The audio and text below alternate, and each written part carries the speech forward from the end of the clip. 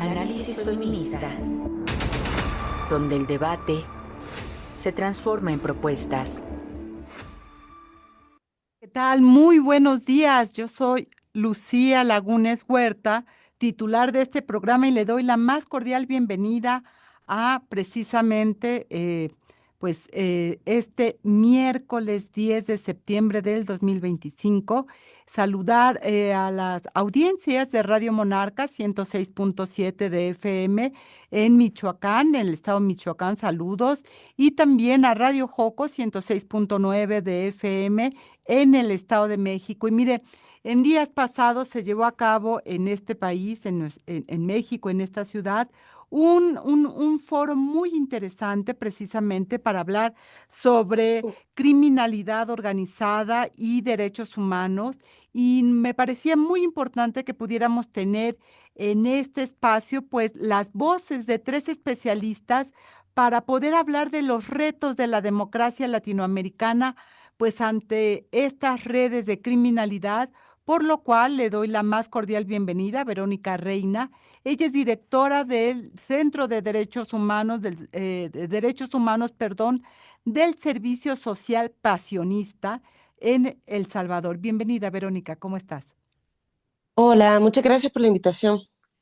También le damos la más cordial bienvenida a María Eloísa Quintero. Ella es investigadora académica y experta en el análisis de macrocriminalidad en Guatemala. Bienvenida, ¿cómo estás? ¿Qué tal? Buenos días, muchas gracias por la invitación. Y Glaucia Mariño, directora ejecutiva de Justicia Global de Brasil. Bienvenida, Glaucia. Mm, Gracias, Glaucia. Tenías muteado tu teléfono, tu micro, pero bueno, pues vamos a iniciar y me gustaría empezar contigo, Eloísa. ¿Cómo estamos en la región, en América Latina, cuando hablamos de esto, de la macrocriminalidad, la democracia, los derechos humanos? ¿En qué panorama tenemos que ubicarnos?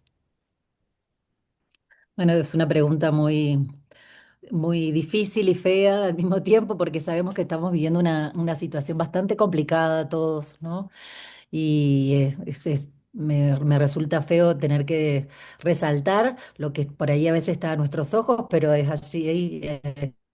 Estamos viviendo situaciones políticas complicadas con gobiernos que toman decisiones muy cuestionables en relación de la libertad. Y también hay un crecimiento de un crimen organizado, que cuando hablamos de macrocriminalidad estamos hablando de esa criminalidad que tiene un volumen de actos, de actividades que no son lícitas, de víctimas, de actores, de regiones en las que se ven representados. Entonces, cuando hablamos de macrocriminalidad nos referimos a eso. Y es un fenómeno que lo vemos cada vez más presente y para el cual estamos preparados. Entonces, es un gran desafío entre lo que nos pasa desde el punto de vista político y lo que nos pasa desde el punto de vista criminal, ¿no?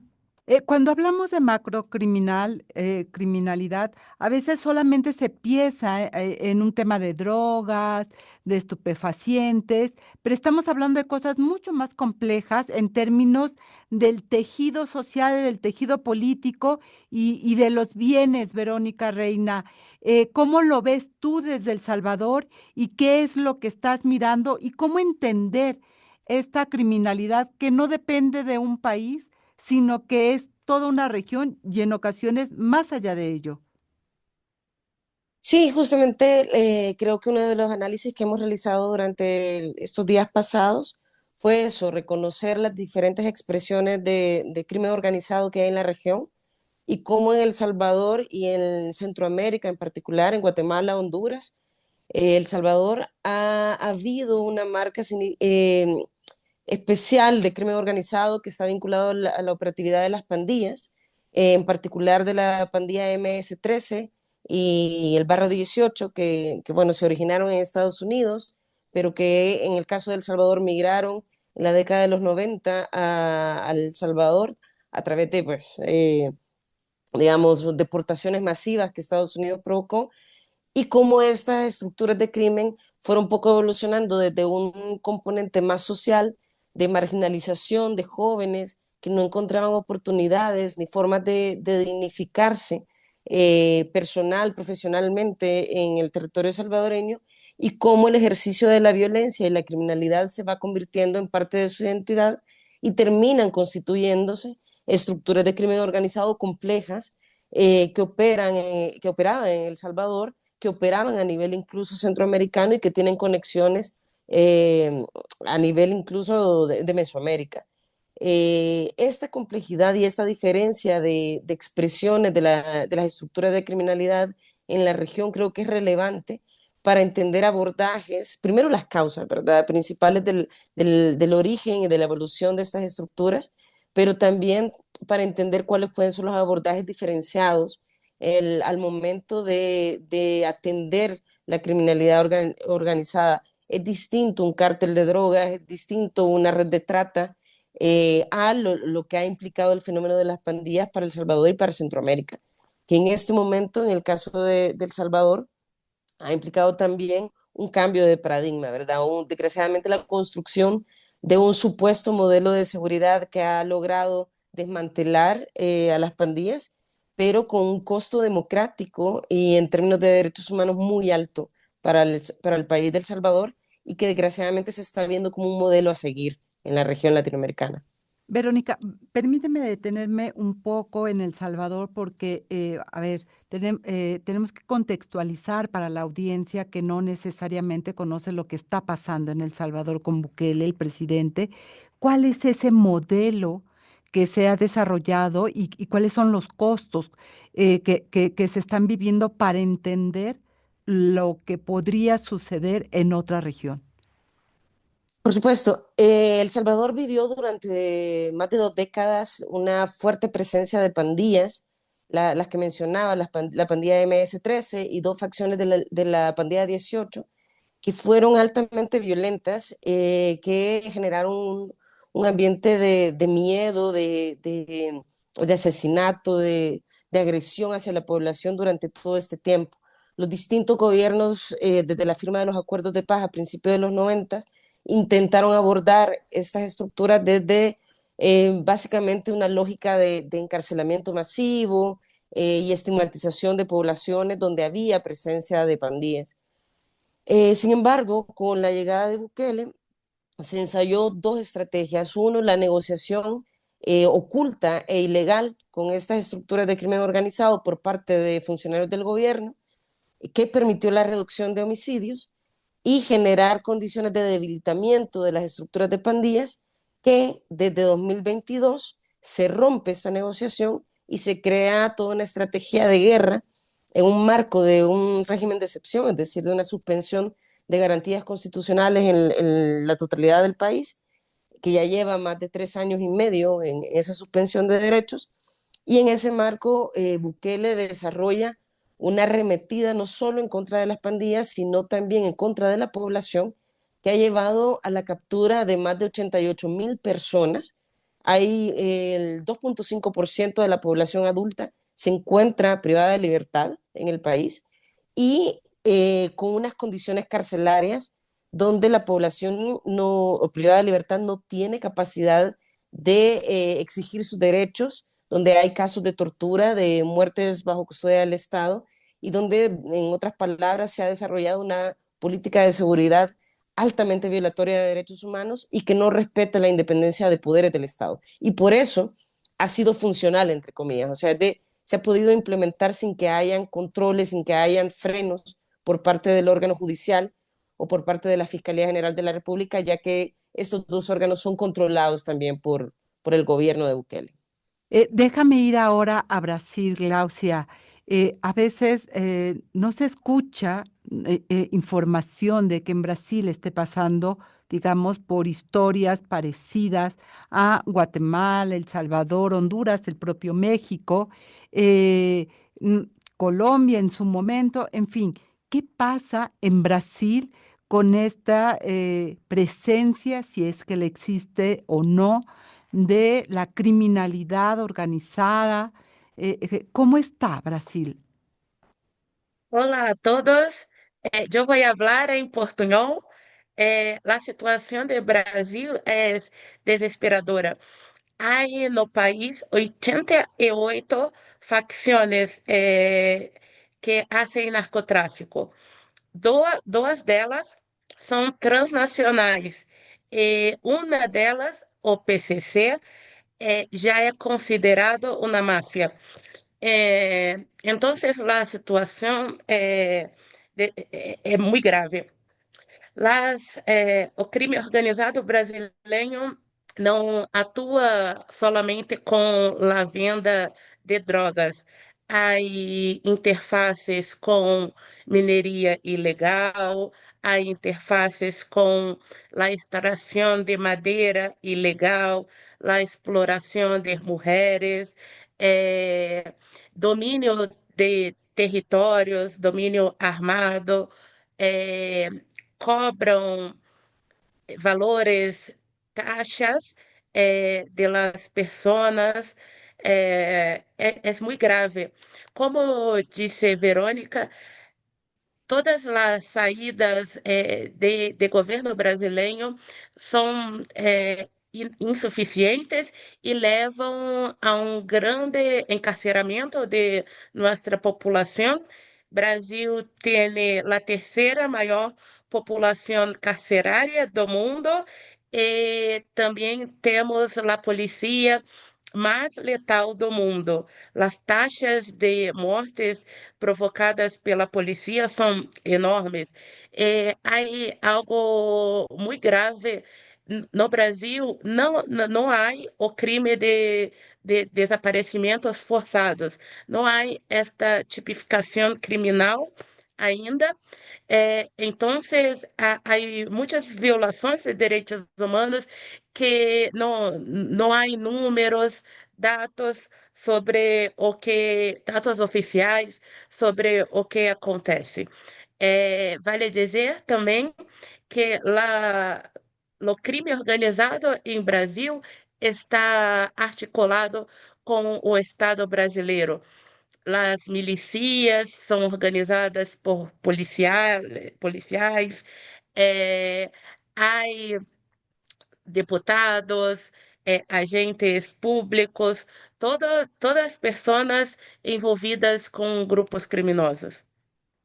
Esto que plantea Glaucia me parece es muy importante, lo hice en términos de pensar en la democracia, es decir, tenemos esta diversificación, déjame decirlo así, de la criminalidad. No solamente son estupefacientes, no solamente son drogas. Glaucia ha hecho un panorama muy amplio, es decir, es minería, son bienes, es territorio, etcétera, ¿no? Eh, ¿Cómo pensar en una democracia? Digamos, no es El Salvador, es México, es Brasil, es Guatemala. ¿Cómo pensamos estas realidades en términos de democracia en una convivencia con la criminalidad? Verónica hablaba de la negociación con la criminalidad. ¿Cuáles son las alternativas? ¿Cómo podemos entender eso? Sí, es muy bueno lo que comentas, digamos, qué podemos hacer con esto que está tan diversificado y cómo podemos reaccionar. Antes de eso, yo querría señalar un punto, que así como la criminalidad organizada tiene presencia en distintos ámbitos, también la criminalidad organizada no necesariamente es violenta.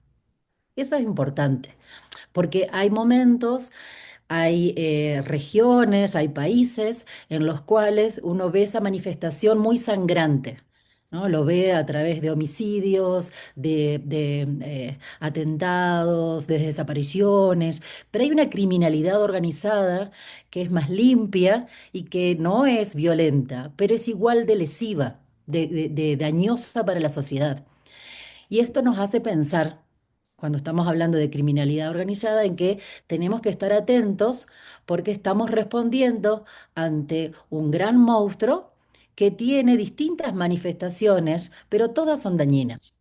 Eso es muy importante. Si no, nos enfocamos en algunos fenómenos y nos quedamos en ese aspecto que es más tradicional, donde vemos solos a los narcos, o solo a los maras, o solo a la guerrilla. ¿Sí? Entonces, eso me parece muy importante de señalar. Y otra cosa, lo que recién decía Glaucia y mencionabas tú también, Lucía, con Verónica, la participación de distintos agentes.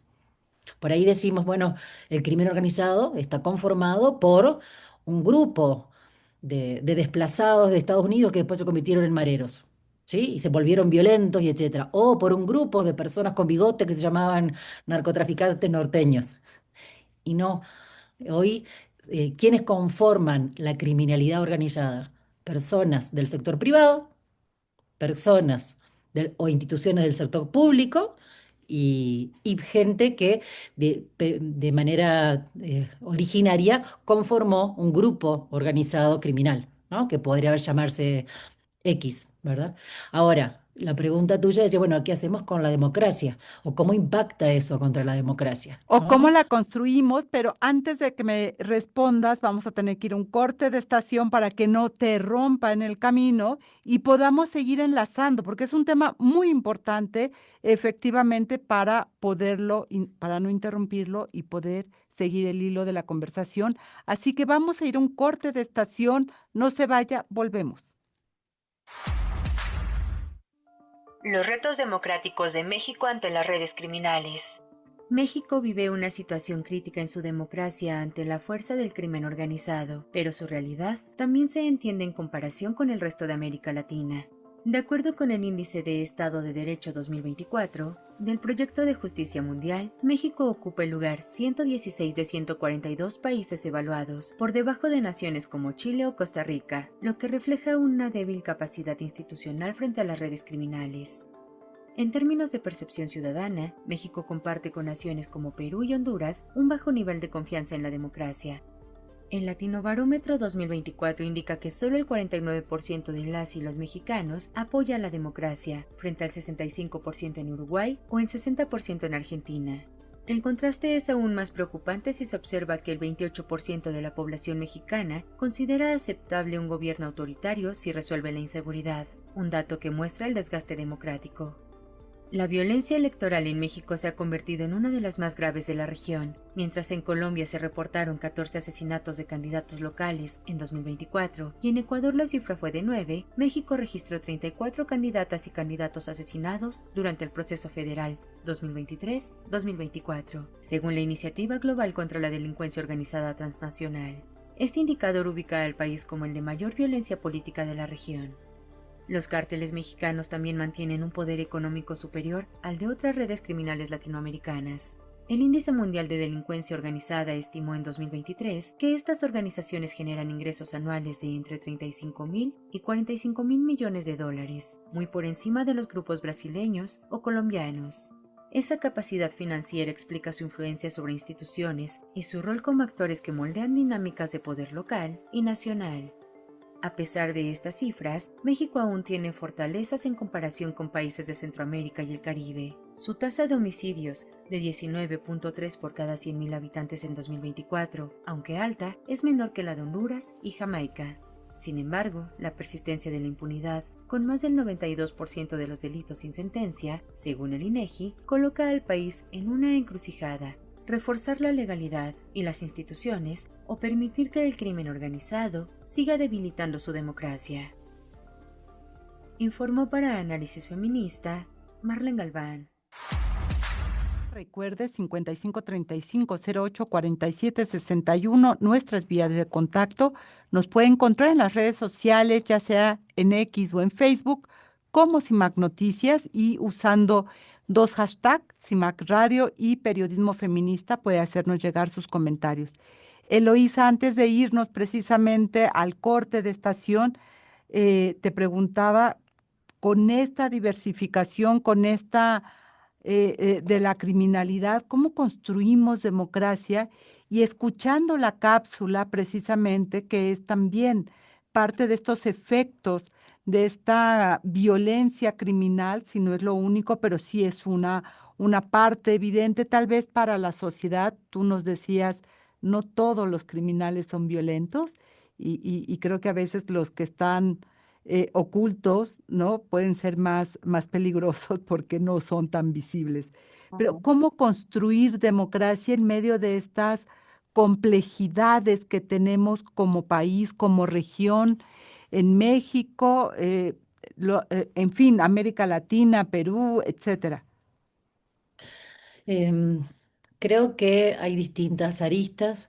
Por un lado, eh, hay que ver el tema de la corrupción, porque la corrupción es un elemento que es una amalgama, es un elemento presente en todos los actos que generan un comportamiento ilícito de distinta índole, ¿no? No se puede realizar tráfico de personas, tráfico de trata, todos los delitos que ustedes quieran, si no hay en ese marco algún elemento de sobornos, de pagos, de concesiones. Entonces la corrupción es la amalgama de todo esto que estamos citando de la macrocriminalidad y de la pequeña criminalidad. Entonces, las pautas en el punto tienen que ser muy claras. No en vano se están hablando de dos sinalagmas. Por un lado se habla de criminalidad organizada y derechos humanos y cómo impacta, y también se habla de corrupción y derechos humanos y cómo impacta. ¿Sí? Entonces, es que me atrevo a decir que casi todos los macro crímenes son crímenes que tienen que ver con derechos humanos y tienen presencia de corrupción. Es muy clara esta situación. Entonces hay que trabajar en ese punto. Hay que trabajar mucho para formar o sostener nuestra democracia en las instituciones, en su composición, porque todo esto se puede dar porque las instituciones se van debilitando, ¿sí? Por los cambios normativos, por las decisiones que toma la autoridad, por la apatía que siente la sociedad, porque ya tiene un descrédito que es normal que lo sientan, ¿no? Pero también se van debilitando porque día a día vemos cómo se permean por la maña, como dicen en México. Es decir, instituciones que son y deben ser serias y tener el respeto de la sociedad, dejan de tenerlo porque están cada vez más filtrados, infiltrados por otros intereses, que son los intereses del mundo de lo ilícito. Y eso es criminalidad organizada. Entonces ya llega un punto que no sabemos si están cooperando con o son parte de. Mm. En muchas regiones vemos que ya son parte. Entonces, esos son dos puntos, no quiero acaparar, pero creo que para fortalecer la democracia hay que trabajar en esto, en el fortalecimiento de las instituciones, por un lado, y ver qué políticas tenemos contra la corrupción y con los temas de lavado. No, Eso bueno, ayudaría bastante.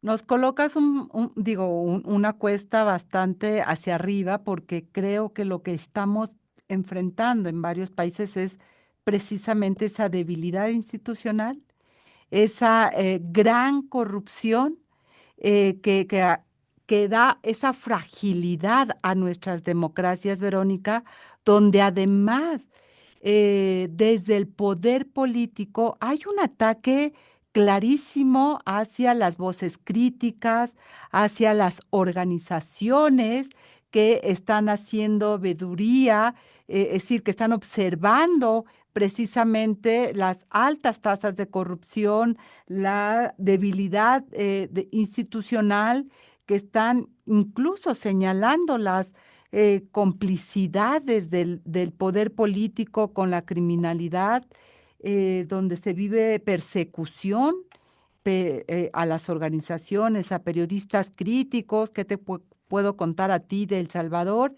Es decir, ¿cómo en este escenario tan complejo, Verónica, tú, ¿dónde ves las posibilidades de darle la vuelta, como decimos en México, a estos contextos, pensando qué tenemos que hacer las sociedades o qué podemos hacer?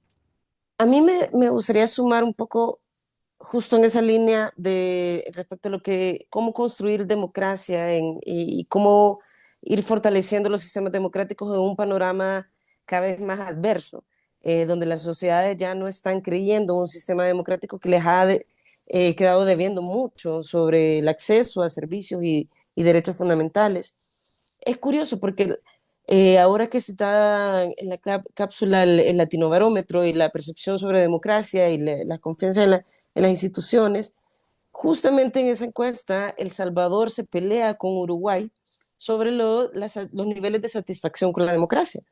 Y entonces uno se piensa realmente qué estamos entendiendo por democracia. Porque si en El Salvador tenemos de los porcentajes más altos de satisfacción sobre nuestro sistema democrático, pero no tenemos conciencia de que ese sistema democrático ya está completamente desarticulado por parte de la administración de Nayib Bukele, entonces quizá tenemos una idea bastante errada de lo que ha significado la democracia durante todo este tiempo y de, por tanto, qué es lo que podemos construir. Y esa es una de las razones por las que eh, el gobierno, la administración de Nayib Bukele ha tenido tanto éxito para generar campañas de estigmatización y persecución hacia opositores políticos partidarios en un principio y luego hacia otros actores o voces críticas que hemos venido denunciando y hemos venido señalando los retrocesos, no solo a nivel democrático, sino también las graves violaciones a derechos humanos que han ocurrido durante estos últimos 3 años. Justamente el creer de que los sistemas democráticos que funcionan son los eficientes, los que dan soluciones inmediatas y que permiten, por ejemplo, la reducción significativa de homicidios, independientemente de las formas en que se haya ocurrido, son parte de las razones de por qué la gente termina cediendo estos sus derechos y libertades y termina incluso sumándose a los discursos de criminalización y persecución a personas defensoras. De mayo a julio de este año, por parte de El Salvador han salido más de 80 personas, justamente huyendo a partir de una arremetida de persecución que el gobierno de Nayib Bukele ha desarrollado en contra de periodistas y personas defensoras. El 18 de mayo de este año, el gobierno de Nayib Bukele ha capturado a una de las defensoras más emblemáticas y reconocidas, no solo a nivel nacional, sino también incluso a nivel internacional, a Ruth López. Y esta persona justamente ha venido haciendo una lucha en contra de la corrupción, a favor de la transparencia, de la rendición de cuentas. Entonces, lo que se mencionaba anteriormente no es casual de que los gobiernos antidemocráticos están altamente también vinculados a la corrupción.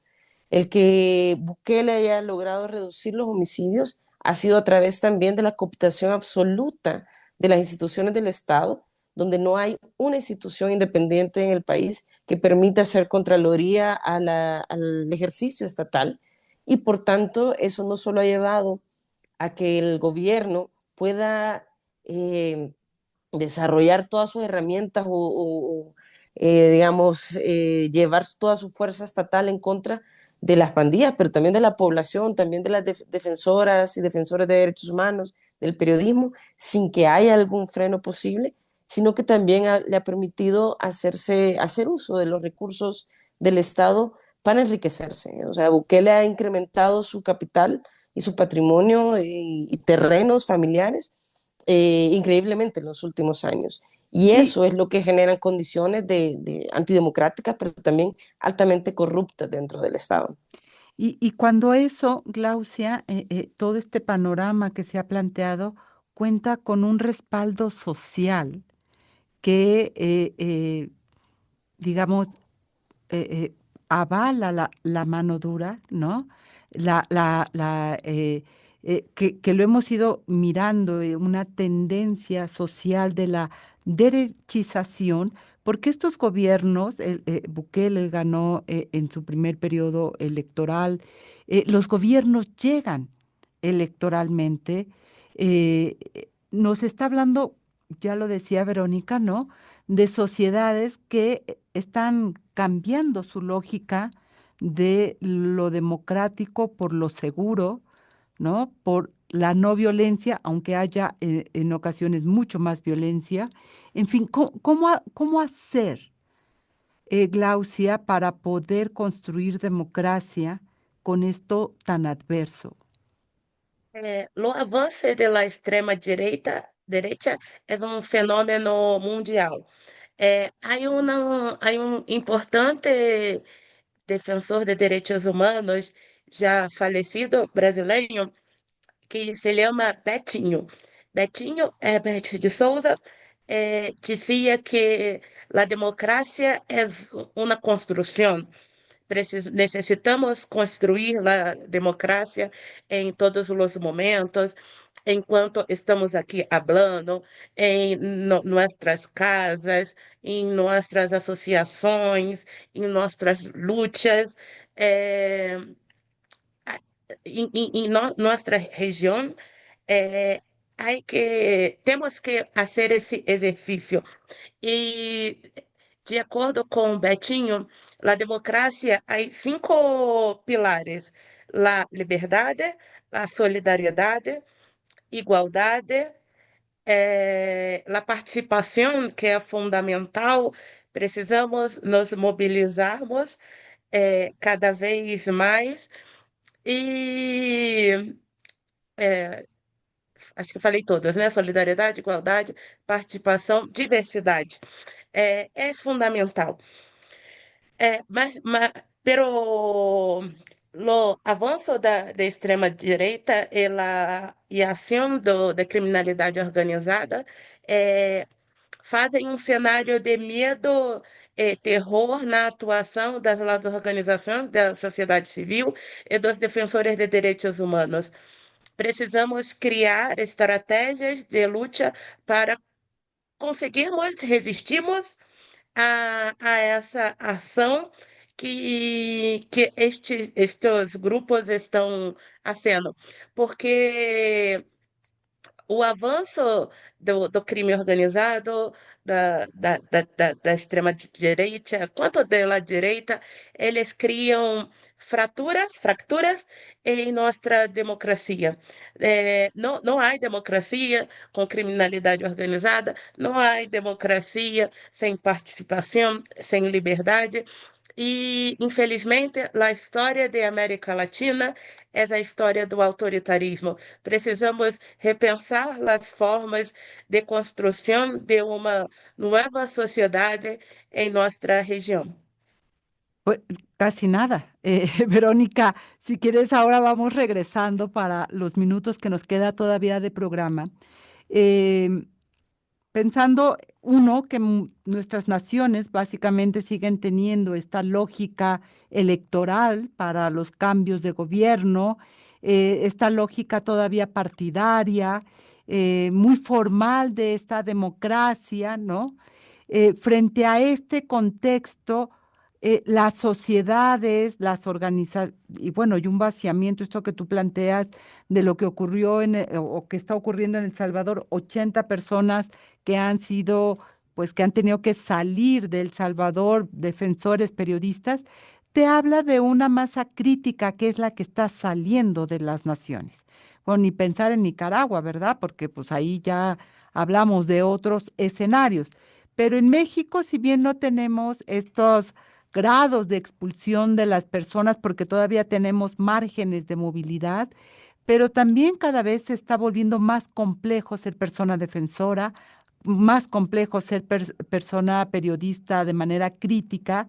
Eh, ¿qué, qué qué vislumbras que viene y cómo, como digamos, el final del túnel?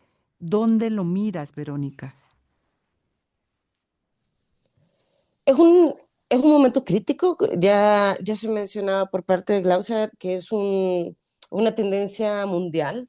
No estamos terminando esta tendencia, sino que la estamos iniciando, es decir, tenemos que empezar a hacer frente y sobre todo en condiciones cada vez de mayor vulnerabilidad, de desprotección de los pueblos. Al final, el periodismo, las personas defensoras, vienen del territorio, vienen de sectores altamente marginalizados, vulnerabilizados. Es decir, no somos poblaciones que tienen poder económico, poder político, al menos en amplio espectro, ¿verdad? Y por tanto creo que es clave en este momento no solo una articulación y trabajo conjunto en territorio, sino también regional. O sea, empezar a reconocernos sobre las luchas, pero también sobre los análisis que hemos venido haciendo de nuestros países, sobre todo con esto que hemos mencionado de las tendencias autoritarias que se van consolidando en la región.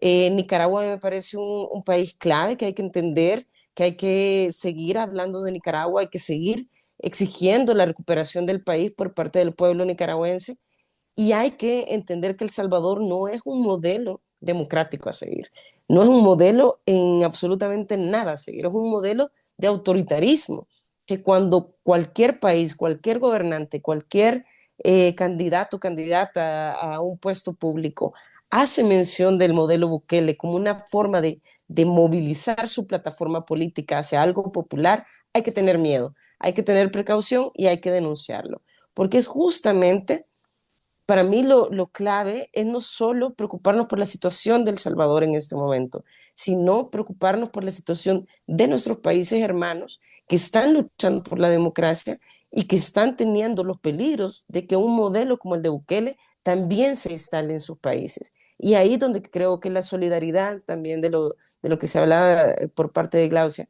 la solidaridad, la libertad, la articulación, la diversidad, el poder incluirnos y participar activamente, no solo a nivel territorial, no solo a nivel local, sino que también a nivel de región, es clave.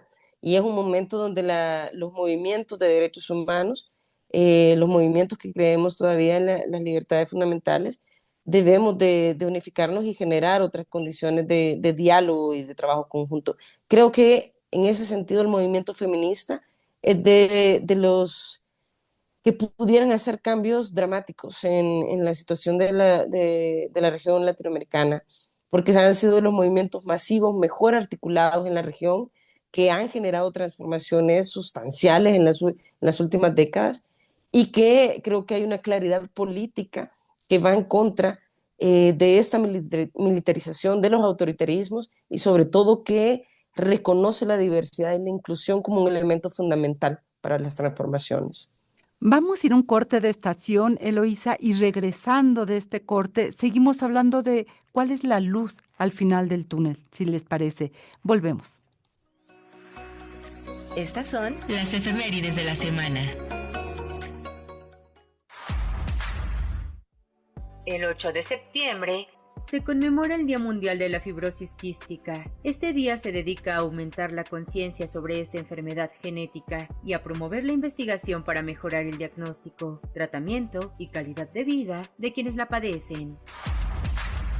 El 9 de septiembre de 1900 nació en Chilpancingo, Guerrero, Aurora Mesa Andraca, quien se convirtió en la primera presidenta municipal de México en su municipio natal, ejerciendo de 1936 a 1937, antes de que las mujeres obtuvieran el derecho al voto y a ser votadas.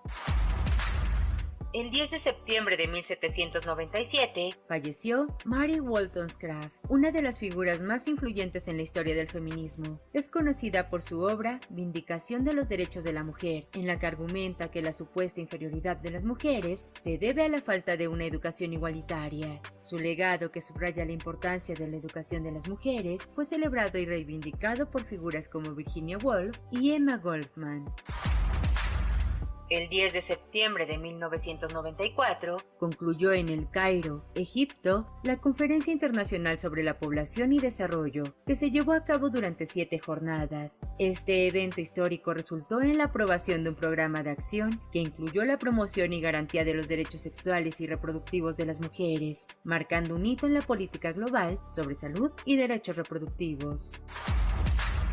El 13 de septiembre de 1934 comenzó en Guadalajara, Jalisco, el tercer Congreso de Obreras y Campesinas. Durante el Congreso, las participantes decidieron emprender una campaña en favor del voto ciudadano para las mujeres, lo que condujo a la formación del Frente Único Pro Derechos de la Mujer en 1935, un importante paso hacia la igualdad de derechos en México.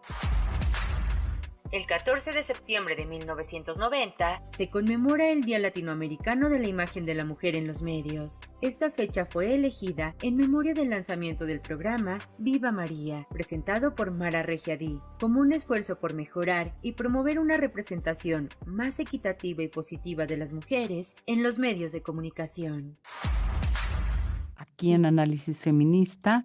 Estamos hablando precisamente sobre este contexto criminal y la democracia, cuáles son sus retos, cómo podemos enfrentar lo que hoy, no solo en la región, en el mundo entero también se está viviendo con sus diferentes contextos, con sus diferentes realidades, pero que en el centro está colocando qué democracia, cómo se construye, cuáles son los elementos que hoy tenemos que estar colocando en esto, donde queremos seguir, porque diría una feminista española, es en democracia donde las mujeres podemos vivir en libertad, que es Amelia Valcárcel.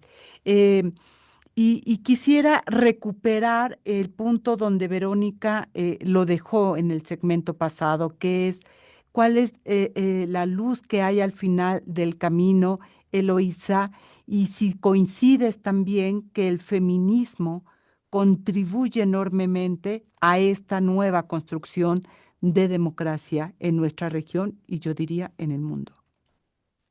Sí, por supuesto que coincido. Me parece que si estamos atentos a los movimientos actuales de quienes están poniendo el cuerpo en temas como de desaparición, o sea, se habla de las madres buscadoras, ¿no? En el ámbito de migrantes, en casos de trata. Entonces, en muchos fenómenos vemos que quien está siempre presente, quien va a visitar a sus seres queridos a las cárceles y está tratando de recomponer ese tejido social con quien está infringiendo la ley, pero también tiene que resocializarse el día de mañana y ese tejido social hay que tratar de sanarlo, y siempre son mujeres. Entonces, tú preguntabas por dónde va la luz. Yo creo mucho que es necesario, como decía Verónica, que eh, armemos una red.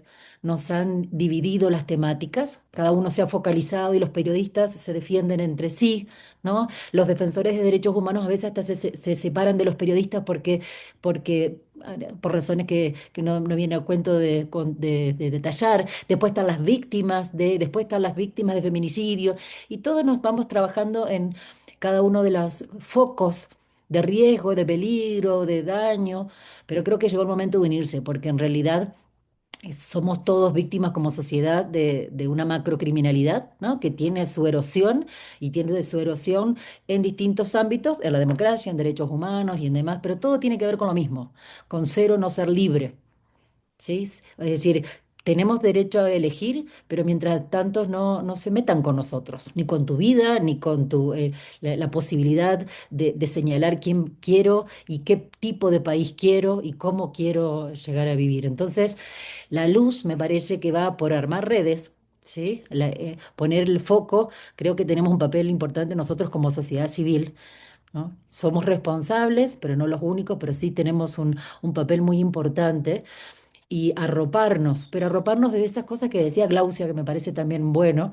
A mí me parece que la empatía es un tema que tenemos que traer a colación, ¿sí? Ya nos hemos dividido para especializarnos en la lucha, por decir así, ¿no? Pero ahora es lo mismo. O sea, si uno es o no es migrante, da igual. Si uno es o no de El Salvador o de Guatemala o de Argentina, da igual, porque estamos luchando por lo mismo.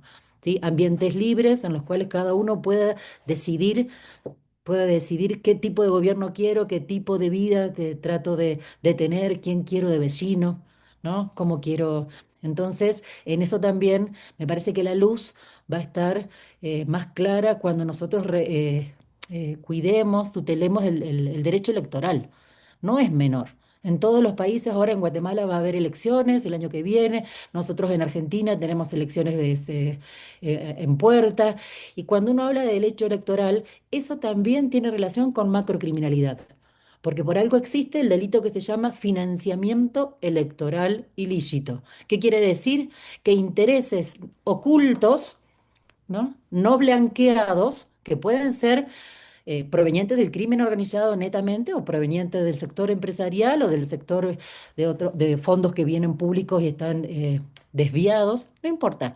Pero el tema es que no es transparente el sistema por el cual se está haciendo campaña, se está potenciando un candidato por sobre otro, y eso tiene que ver también con nuestra democracia, porque uno al final está ejerciendo una libertad cercenada. una libertad que está recortada.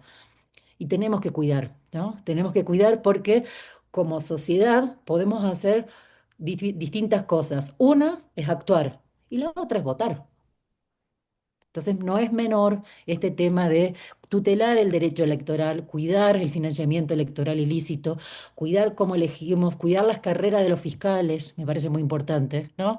Esto es un tema muy presente en México, cuidar la carrera judicial, porque todo eso está tutelando la libertad al momento de ejercer cada uno el rol. Y la macrocriminalidad o el crimen organizado lo que busca siempre, cuando se mete con los defensores, como decían las compañeras recién, ¿no? Lo que busca al incriminar al otro, al perseguir al otro, al decir que los jueces son malos, etcétera, lo que busca es apartarlos de su rol. Porque si yo logro apartarlos de su rol, ya sea logrando que renuncien, matándolos o que se exilien, Mm, da igual, claro, ¿no? ellos van ganando terreno. Ellos ganan terreno, lo que quieren es neutralizar al otro que está señalando el acto de corrupción, el acto de arbitrariedad, etcétera, etcétera. Entonces, tenemos que tutelar eso. Y no es algo que pasa solo por ejemplo, en El Salvador, como decía Verónica. O sea, aquí también yo trabajé para la CICIG y hay más de 100 personas que están asiladas que en su momento estaban en Guatemala. Y es mucho eso. Y sé también que hay periodistas y algunos defensores mexicanos que están hoy protegidos en Guatemala y viceversa. Entonces es una Sí, realidad que estamos viviendo todos. así es decir, no es que solo pase en un país u otro, es decir, lo que estamos teniendo, Glaucia, es cada vez más retos comunes, no es porque antes no los tuviéramos, los teníamos de otra manera, yo creo, pero hoy con este actor que tiene tantas caretas, tantas formas de irse apropiando, no solo de los bienes, que no es cualquier cosa, estamos hablando de los territorios, del poder económico, del poder político, por esto de que no sabemos siempre la ciudadanía, no tenemos esa seguridad de quién financia qué campaña, ¿no? Quién está apostando por qué candidatos. Y a veces cuesta mucho más trabajo tener tan identificado qué es la izquierda, qué es la derecha, cuando tenemos estos discursos tan populistas que marean, diría yo, que confunden a la sociedad, Glaucia. ¿Dónde ves tú, en medio de todo esto, la luz al final del túnel? Nosotros precisamos atuar contra a desinformação. Hoje é um problema que há em todos os países que hablamos. Outra coisa que penso é que há uma narrativa que se anuncia de el fim do mundo. Eh, Temos que romper também com esta narrativa. A história não há terminado. Temos condições de reverter a situação. Necessitamos apostar, como já foi hablado acá por minhas companheiras, na democracia, em eleições, mas que eleições que sejam justas, com participação popular, que as pessoas podem falar, defender suas posições. A criminalidade organizada impede que grupos fazem campanhas em seus territórios, eles dominam poderes políticos, poderes econômicos. A saída está na organização política, nos movimentos feministas, nos movimentos de jovens, nos movimentos comunitários, está também na possibilidade, na nossa arrência de dizer não. Precisamos dizer não para o avanço desses grupos em nossa região. Também me gostaria necessidade que temos acá em América Latina de romper com a lógica da violência. Há uma violência estrutural em América Latina para construir uma sociedade mais saudável, sã, é necessário pensarmos outras formas de sociabilidade, eh, pero para finalizar, o caminho não é fácil, é longo, é árduo, pero acá nasceram os movimentos sociais, acá nasceram as resistências, então temos total condições de mudar este cenário e mostrar para todo mundo como se pode ser uma democracia realmente participativa e como se pode pensar formas de combate à criminalidade organizada, mas que leve em consideração as pessoas, as comunidades, e não políticas repressivas, encarceradoras, violadoras. O nosso sul o nosso caminho deve ser a defesa radical dos direitos humanos.